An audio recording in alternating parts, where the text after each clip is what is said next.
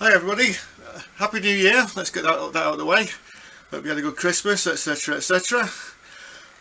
So today I'm going to tell you a story that happened to me good long time ago. I must have been about 10 or 11 years old, I think more likely 11. And I auditioned for a film called The Wall by Pink Floyd, directed by Alan Parker. Now, you don't know who Alan Parker is. You probably know him best for probably The Commitment, something like that. Although he did the original Fame film, which is very good if you get a chance to see it. But it was sort of like sometime in the early 80s. He did like a film version of The Wall, which you've probably seen. So I auditioned for it. I mean, at the time, I had great aspirations of being an actor. I was doing like a lot of drama at school and things like that. And my mum, she started to get like the Stage magazine, and sometimes you get Variety as well, just so you could read through it and see what was going on, and just to see if this was just a passing phase or whatever. But then there was this advert that was said that there was going to be an open audition for this new film called The Wall, based on the album by Pink Floyd.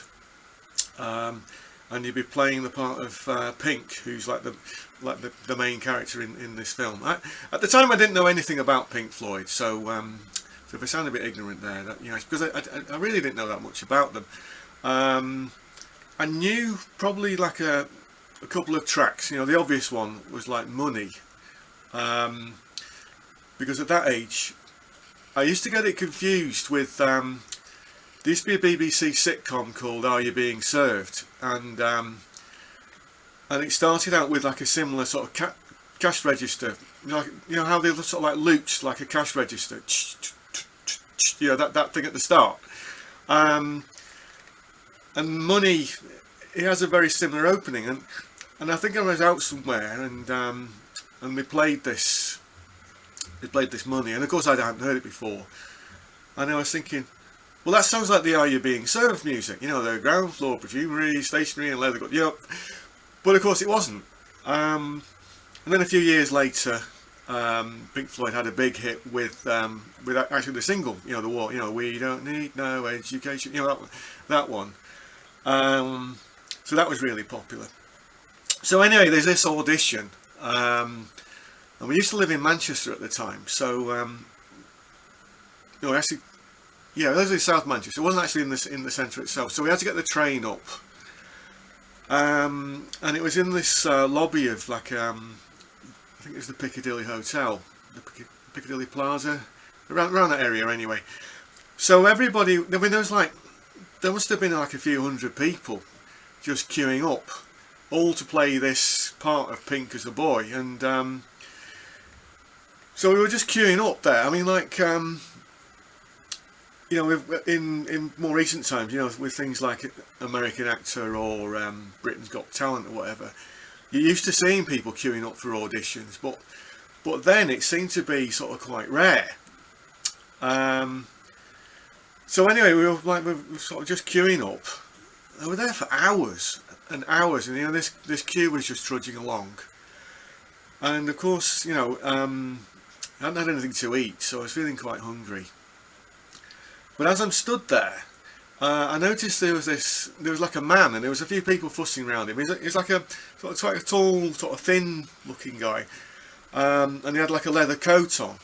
Not a leather jacket, like a biker's jacket, more like a leather overcoat, with big pockets and buttons on the front.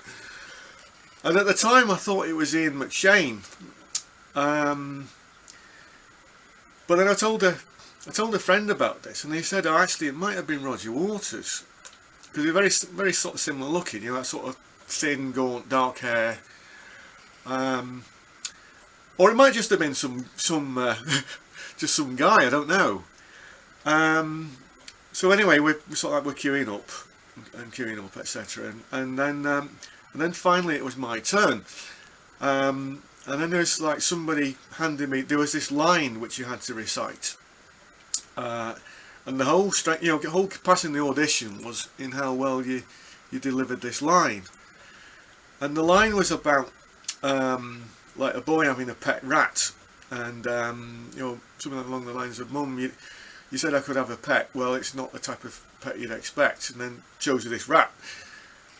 But even then, at age 11, I thought, that line's terrible. I could write better than that myself. Because I was quite good at English at school and what have you.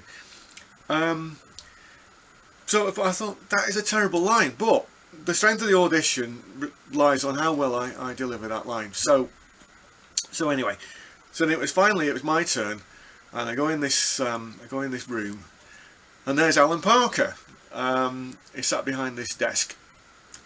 And the other thing I noticed, that he had this big plate of biscuits. Now, you probably call them cookies. In England we call them biscuits. It could be one of those big selection boxes. And there's a great big mound of these things. And I was thinking, because I'm really hungry, I was thinking, well, could I ask him for a biscuit?